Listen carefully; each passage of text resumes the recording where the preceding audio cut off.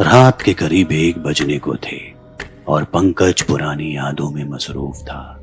उसके हाथों की उंगलियों ने एक पुरानी स्कूल की किताब को जकड़ रखा था, जिसमें उसकी और उसके यार दोस्तों के बचपन की तस्वीरें थीं। लेकिन माथे पर परेशानियों की गहरी लकीरों की सही वजह तो कुछ और थी। दरअसल उस तस्वीर में एक और धुंधला चेहरा नजर आ रहा था। वो चेहरा था मिस्टर आशीष राणे का।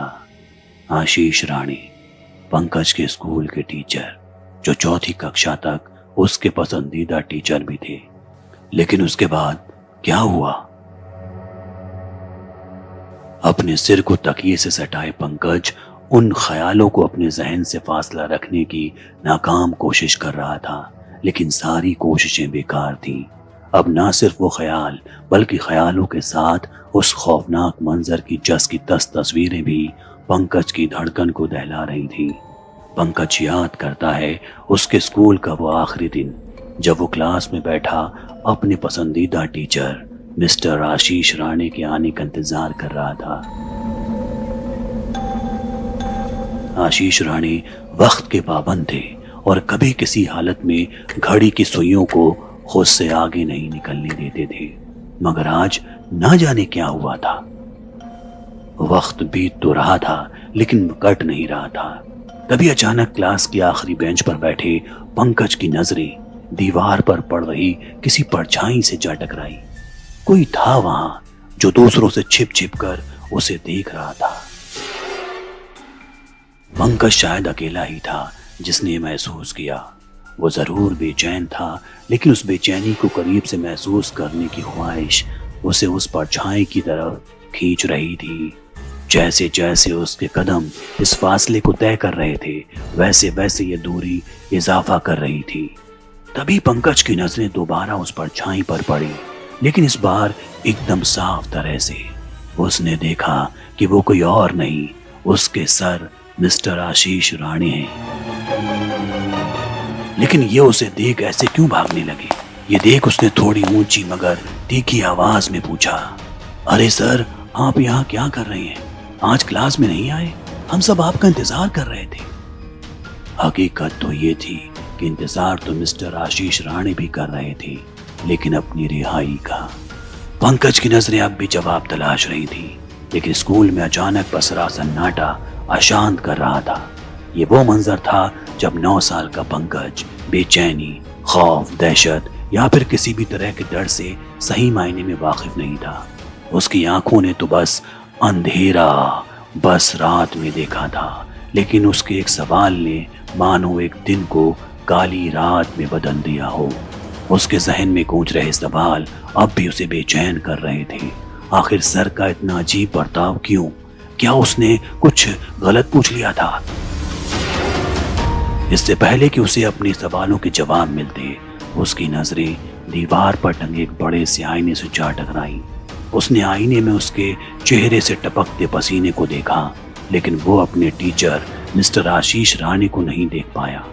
जो टीचर इस वक्त भी उसके सामने खड़े थे, वो आईने के अक्स से खुद को छिपाए थे। अब तक के पूरे वाकये में पहली बार पंकज को डर का असली मतलब समझ आया था। अभी आईने में वो अपने टीचर को तलाश ही रहा था कि उसके कान के बिल्कुल करीब से एक आवाज गुजरी। दहशत भरी इस आवाज ने पंकज को खौफ में ढकेल दिया। उसने होश संभाला और एक बारी हिम्मत करके अपने टीचर की तरफ नजरें घुमाई।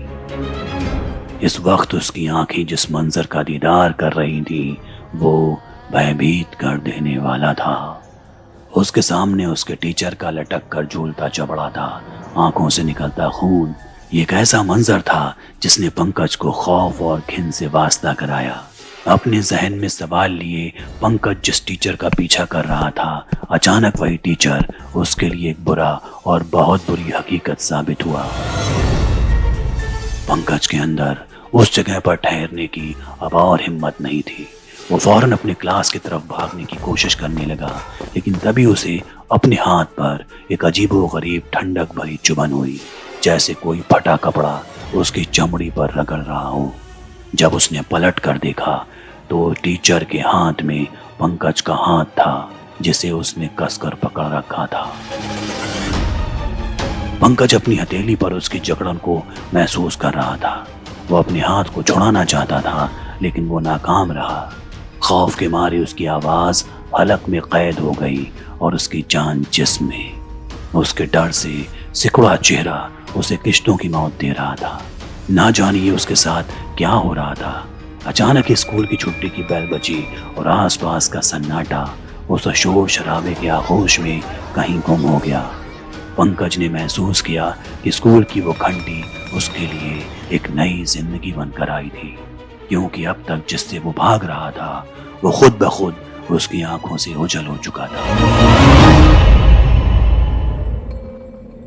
सारे बच्चे अगल बगल भाग रहे थे, लेकिन पंकज के जहन में अब भी वो ख्याल जस के तस जज्बा पड़े थे।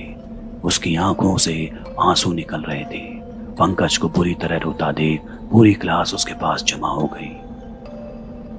प्रिंसिपल ने जब इसका कारण जानना चाहा तो पंकज बस रोते लफ्जों से मिस्टर आशीष राणे का नाम लेता रहा।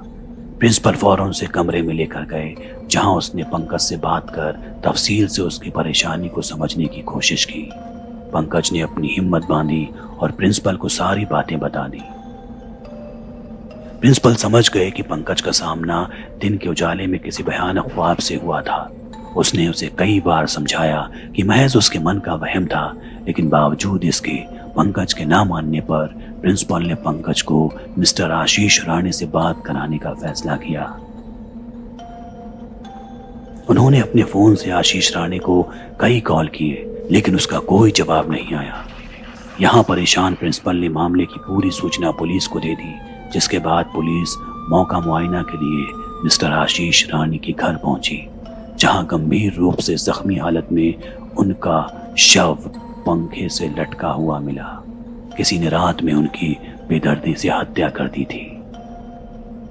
इस खबर ने पूरे स्कूल को दहला कर रख दिया।